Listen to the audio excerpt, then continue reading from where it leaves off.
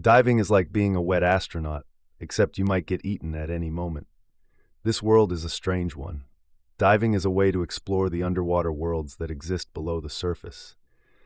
The Earth is mostly water, after all, so most of our own world is a stranger to us. So, tonight I've got some allegedly true diving scary stories for you that might just make your skin crawl. So, throw on your scuba gear.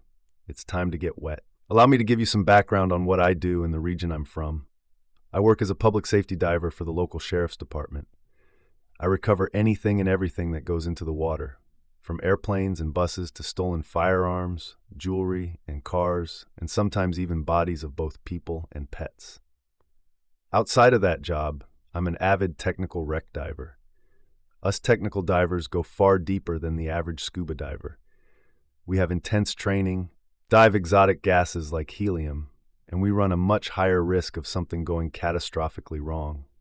We cannot simply surface from 200 feet, as something debilitating or death may even happen once we reach it.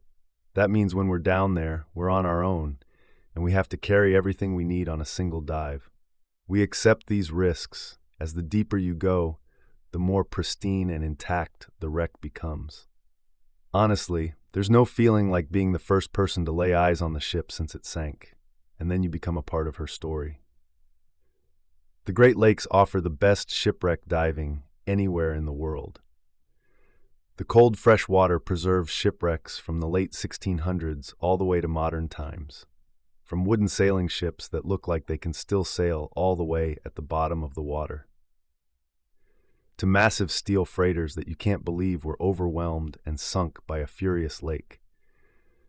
Not to mention the Great Lakes also has the highest concentration of shipwrecks per square mile than anywhere else in the world, with an estimated 10,000 wrecks. That's more than 10 times that of the legendary Bermuda Triangle, and it's only a 1/12 of the size.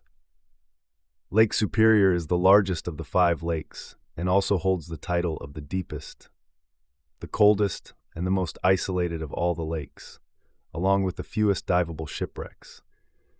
The cold black waters holds many of her secrets and dead crewmen, as it's too cold for natural processes to bring them back up. As you can imagine, many of these wrecks still hold their crews inside the hulls on eternal watch. One such wreck is the steel-packaged freighter of the Kamloops. The Kamloops lies in one of North America's most isolated regions, Isle Royale National Park. Isle Royale is separated from the mainland by 50 miles of cold, fresh water. It's a lake diver's dream, as Lake Superior has yet to be ravaged by invasive species, like the zebra mussels that infest the 4 other lakes, which makes Isle Royale the most contended place to dive in the region. So one day, we leave Wendigo Harbor and begin the 12-mile journey to the Kamloops. Now, the Kamloops is Isle Royale's deepest known wreck, at a depth of 270 feet. That day, the water was covered with a thick fog, which is caused by the cold 37-degree water and the warm air above it. This effect lasts from April to July every year and never lifts even on calm days. This makes ambient light down at depth almost non-existent. We use a mixture of helium and oxygen to allow us to have clearer heads, as regular air becomes buoyant below 200 feet. And this wreck lies less than 200 yards away from the shore, and I'm the first one in. It's an honor. As I begin my descent, I quickly begin to lose daylight, and at 100 feet, it is pitch black all around me. But the water's calm, and my breathing is good, so I can continue another 85 feet down before I hit the stern rail. Upon reaching the stern of the ship, I drop my stage bottles that contain my deco gases, and my plan today was to penetrate the engine room, the crew quarters, and the galley, before turning around and heading back the way I came. Not to mention, I was curious about a certain situation. Apparently, the body of the chief engineer that resided in the engine room had his head knocked off by an errant diver who did not know proper finning technique. As for the Kamloops itself, it disappeared in a horrific gale in December of 1927, killing all 22 men and women aboard. The Kamloops was a floating general store, as she carried everything from farm equipment and cars to whiskey and even Lifesavers candy. I know it's ironic. Now, that's not to say that some people didn't escape the Kamloops, but those who did ended up dying on shore. The Kamloops is thought to have run aground on the rocky bluffs, as some crewmen and the two women jumped onto shore. As those who could made preparations to survive, the ship suddenly slid off the rocks and into deep water, taking a sizable portion of the crew with her, leaving 8 to 12 stranded survivors to starve to death out in the snow. Isle Royale is completely uninhabited in the winter, as even the lighthouse keepers go back to the mainland, leaving the shipwrecked survivors to their fate. Some were taken by wolves. Others died from frostbite and hypothermia. The last person believed to have been alive was the female cook, who ironically again starved to death on April of 1928. The bodies were found in mid-May, and the heart-wrenching note was clutched in her hands. With all of this in mind, I begin my entry into the engine room skylight. Once inside, my light hits the headless body of the chief engineer. He was floating neutrally, buoyant, near the boilers. I swim past him and say a prayer for him in my head as I head for the hallway. I get the feeling that he does not want me on his ship today, but I have to press on. As I begin my penetration, I do a quick turnaround and see the headless body a few feet away from me. Somehow, the headless body of the chief was now only a few feet away from me. He was now 15 feet away from where I'd first seen him. A chill ran up my spine, but I shrugged it off as he was kind of floating. I make my way down the hall another 20 feet when I find the crew's quarters. I shone my light inside, and I see another crew member in his blue coveralls, laying on the floor near the bunk. You can feel the tragedy of this sight, so I say another prayer for him, and I can only imagine what he went through during his final moments. Now, I've been diving for a while, and I've never felt like this before, but that strange eerie feeling I had near the chief was coming back, and it's hard to describe. Chills were running up and down my body the whole time, and I can tell you now that it wasn't from the cold or the pressure. So I do a quick turnaround again from the way I came to see if I kicked up any silt during my penetration through the wreck, hoping that it was still clear for me to exit back the way I came. I turned, and my light again lands on the headless corpse less than 5 feet away from me. How was that possible? Now I start to feel panic rise up in me.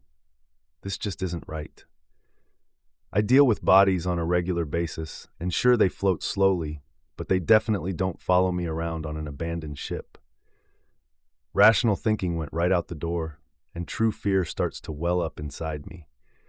My breathing rate picks up, and I cannot get over the fact that I have a headless corpse following me around the ship.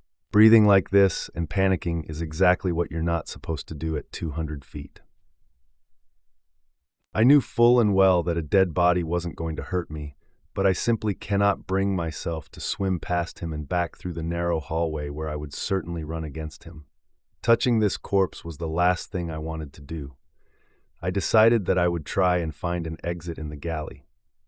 I wasn't 100% there was one, but I was going to take my chances. I head my panicking rear down the hallway and into the galley.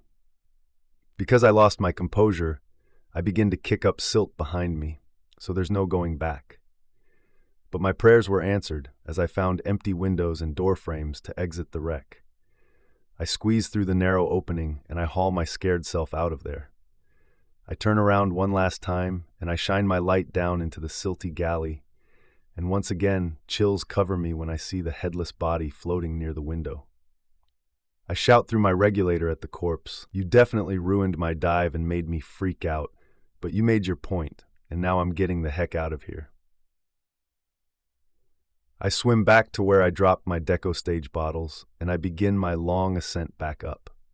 Along the way, I regained control of myself, my breathing, and my heart rate, and I saw that I burned through more gas than I was comfortable with. I had 4 other divers pass me on their way down to the wreck, and I wrote on my slate to stay out of there. They must have heeded my advice, as they saw my eyes wide as a tea saucer and that I was trembling, not from the 37-degree water, but from fear. I was so happy to reach the boat. Technical divers usually dive alone because having a partner is more of a liability than an asset, and they can't do much if something goes wrong at depth. But after this, I was really hoping to be with someone the next day. So the next day, and after a weird night of bizarre and terrifying dreams, A warm southern wind came and blew the fog away, showing the island in all her glory with calm, sheltered seas, and added to a bright, sunny day. It really made the ominous feeling I got yesterday disappear. I decided I would break my rule and dive with a buddy this time. I once again began my descent into the cobalt blue waters of Lake Superior, and unlike yesterday, I had daylight down on the wreck today, so there was much more natural visibility. I decided today that we needed to put the engineer back into his engine room and make amends for yesterday. This time, we entered the galley, and sure enough, there was the headless body. I swam towards him and gently grabbed his arms. We then proceeded to swim down the hallway into the engine room. It was a technique I'm proficient at. It was similar to what I do when recovering a victim. Once we were by the boilers, we stopped swimming and I let him go. Then I swam out of the skylight and turned around, and this time he stayed right where I left him. I've dove that wreck once after this, and I plan on returning again in the future. But I know that if my gut is telling me that the engineer doesn't want me in his boat, I'm dang sure going to heed it. What I believed happened was that I was swimming through the wreck and the body got caught up into my wake. This caused the buoyant body to follow me around the wreck. When the next day came, I was more careful with my finning. This did not cause a wake, so not exactly paranormal, but definitely creepy. Thank you all for listening. I'm a 16-year-old girl from Virginia who is a scuba diver. My story takes place at a small quarry that has been filled with water. I was there for my final scuba exam to become an open water diver. There were a lot of people at the quarry, so my dive master got us in the water as quickly as he could. The class consisted of my friend's little brother, a boy who was my age, and his father. We had one more test to complete, but the boy's father signaled his arm was hurting, so he surfaced, and we just continued. After some time, we heard a commotion from the surface, so we surfaced as well to see what was going on. And to our surprise, there was an ambulance and a police car. We swam to land and took off our tanks and fins and approached the ambulance, only to see the boy's father bloated and blue. The EMT was there administering CPR, and then they rushed him to the hospital. As this was happening, I looked around and saw a person dressed in black on the other side of the quarry, just in the tree line. He was just standing there, watching the situation go down. It was kind of creepy, but maybe it was just an onlooker. A couple of days later, we found out from the police that the father had surfaced and he was disoriented, so he swam to the wrong side of the quarry. This man in black was standing on a rock, and the father swam to him, probably asking for help. But the guy just stood there, didn't offer any help, and he watched the father drown and left him there.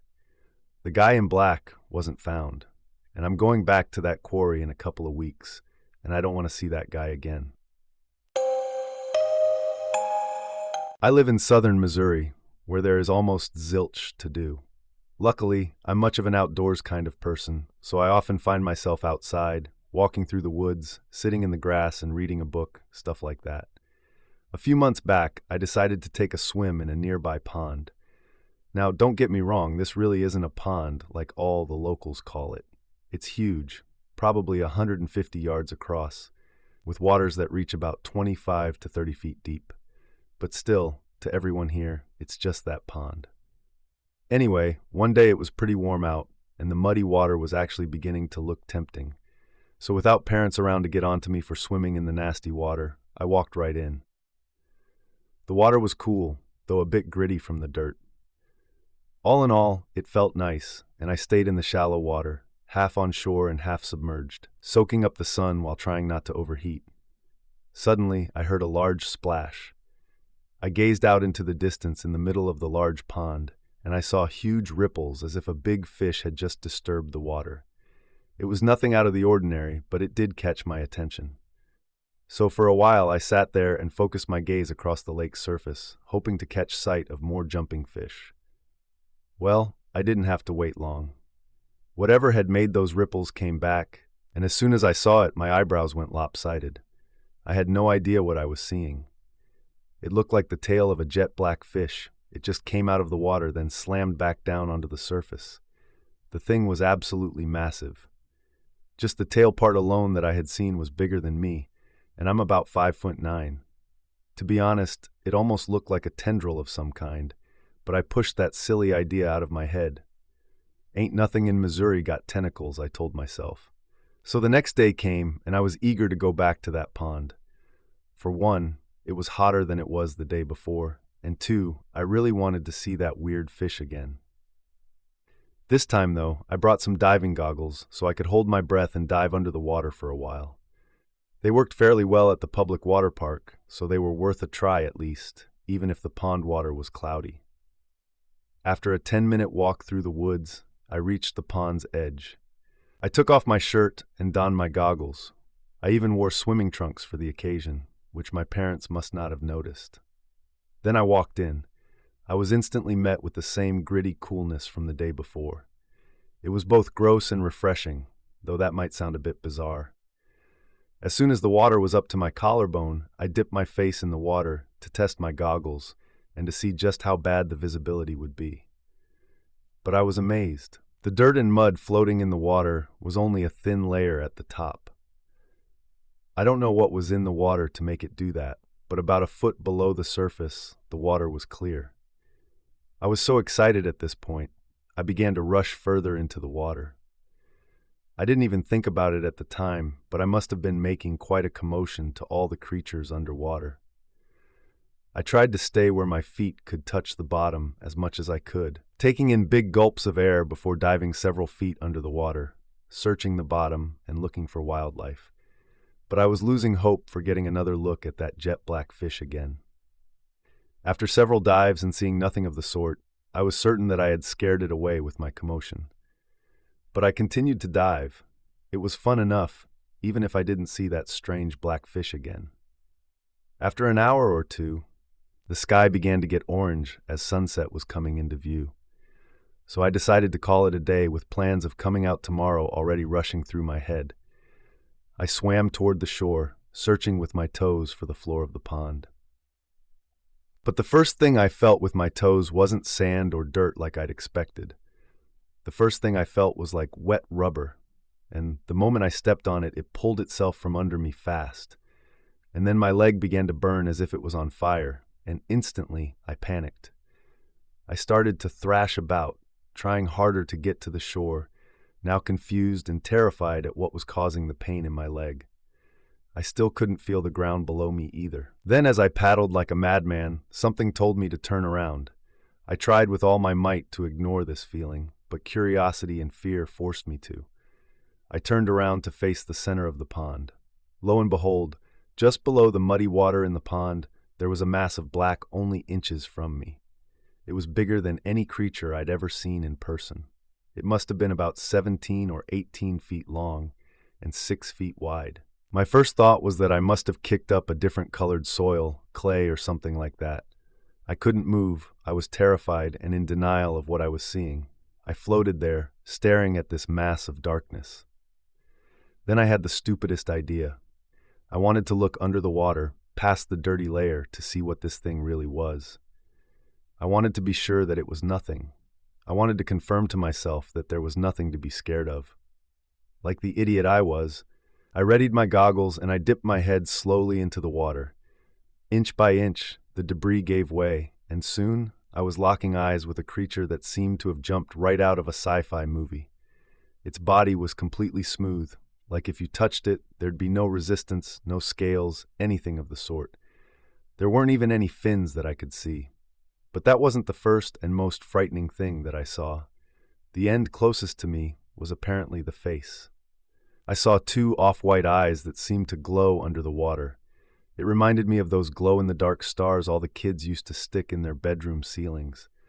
Just under those eyes was a mouth with two large and very obvious fangs protruding downwards. This creature, it was just waiting there. Maybe it was blind and it couldn't see me, but it knew I was there. Maybe it was just waiting for me to move. I had no idea what to do. I stayed as still as possible, eyes closed. Then I pulled my head slowly out of the water. I breathed in slowly, now petrified. This thing, it could kill me easily if it wanted to. At least it looked like it could. But thankfully, after several long and painful minutes, The mass turned around and it swam away. The moment I could no longer see it, I raced to the shore, this time with no creepy creature problems to distract me. When I was on the shore, I quickly examined my leg, expecting the worst. There was a paper-thin cut about 8 inches long on my right calf. It burned still, but there wasn't much blood coming from it. Later on, it healed up just fine, but something tells me that it could have been much, much worse. I haven't gone back to that pond since, but every chance I get, I tell my friends and family the story of the monster I saw while underwater that day. Not too many people believe me, though. Several years ago, my great-uncle committed suicide. He owned some sort of piping company. I don't really know all the details, so his wife inherited quite a bit of money. Now, of course, my great-aunt became very lonely and depressed. She quickly began inviting family over for trips to different vacations around the country. It was nice, but it was sad seeing her spend her money just to have company. I felt bad for her. Well, one day she invited my brother and I to go on one of these vacations. It was a cruise, and it was my first time on a cruise. To be honest, I was more scared than excited. I may have taken Titanic to heart more than I should have. Not to mention I got motion sick easily. 10 seconds into reading something inside a car, then bam, I'm puking up my guts. Anyway, this cruise would be part of a getaway to Hawaii. After a nauseating plane ride, we arrived, and we were quickly enjoying ourselves. But the very next day after we arrived, it was time for the cruise, so we boarded and got settled. Then we took in all the sights, stopping at several locations to experience the local life there. At one of these places, we docked, and we got the chance to scuba dive. I didn't really want to. If you can't tell by now, I was scared of my own shadow, and I didn't want to go underwater with God knows what was down there for any length of time. I'd probably be eaten by a giant squid or something. But everyone else was pushing me to try it, especially my grandma who had come with us and my brother. They kept telling me, "When would you be able to do this again?" So just to get them off my backs, I said I'd do it. Luckily, the instructor said we'd only go under for about 15 minutes each, considering like every passenger there wanted to do it too. I was nervous, and my time soon came. They led us out onto the edge of the dock next to a small storage building. Once there, they strapped us down with the equipment, which was far more heavy than I thought it would be, which only made me more nervous. Once everyone was suited up and ready, one of the instructors with their gear got in the water, then offered each of us a hand as we got in. It was now or never. I swallowed hard and told myself it'd be over in a flash. The water was very cold, and I could taste the saltiness of it in between breaths from the breathing apparatus. From the look of the thing, I thought it would be airtight. Maybe mine was on wrong or something, or maybe I was just paranoid. The few of us that got in began to follow the instructor silently under the water. He would beckon us with hand gestures, then swim effortlessly around coral and schools of fish, all while keeping an eye on us, making sure we could get around okay. You know, honestly, it was pretty amazing. Untold numbers of different fish and sea creatures were all over the place. They seemed almost completely unfazed by our presence. Slowly, my body warmed up to the cool water, and my breathing got calmer. And I couldn't believe it myself. I was actually having a good time. But 15 minutes goes by faster than you'd think. After an underwater group picture and merely circling the dock, it was time to head back up. And yeah, this is where things got bad. We were very close to the wooden dock as we came around the side and descended it at the same time. I could feel my legs skimming over the side of one of the legs of the dock, and in an instant, I felt a deep, sharp, stinging pain in my thigh. Then suddenly I could no longer move upwards. My suit had apparently been snagged on something. I looked over to the wooden leg, only to see a massive splinter in the wood, stabbing into my wetsuit. The thing was a good inch into the flesh of my leg. Seeing it made it hurt so much worse, and I couldn't breathe fast enough to get air into my lungs. I was officially panicking. I tried to remain calm, trying to get my leg free. Then I looked back up to the group, only now they weren't there anymore. They had left me behind. Now I know when they got to the top and saw that I wasn't with them, that they would come back and look for me. but in the moment, my mind was rearing. I thought this was where I was going to die, and then everything went black. The next thing I remember, I'm in an ambulance with my grandma. She looked like she had been crying. Apparently going crazy with fear underwater triggered an episode of epilepsy. I had had a seizure, which was bad because I had taken in some water too. My grandma was scared to death that I had gone into a coma. I was okay though, except for the huge gash in my leg and the fact that I apparently had epilepsy. I'd never had a seizure before in my life. I'm not lying when I say this was the most terrifying moment of my life. And it didn't help me overcome my fears, it only made them worse. When you throw on a wetsuit and dive underwater, you're unlocking a whole new world to see. There are new landscapes, new creatures, and not to mention new ways to die. As with any new adventure, there are new dangers. So be careful and cautious out there, because you never know which corner you turn next will be your last. Good night. Be sure to like, share, comment, and subscribe if you enjoyed the video, and we will see you in our next story.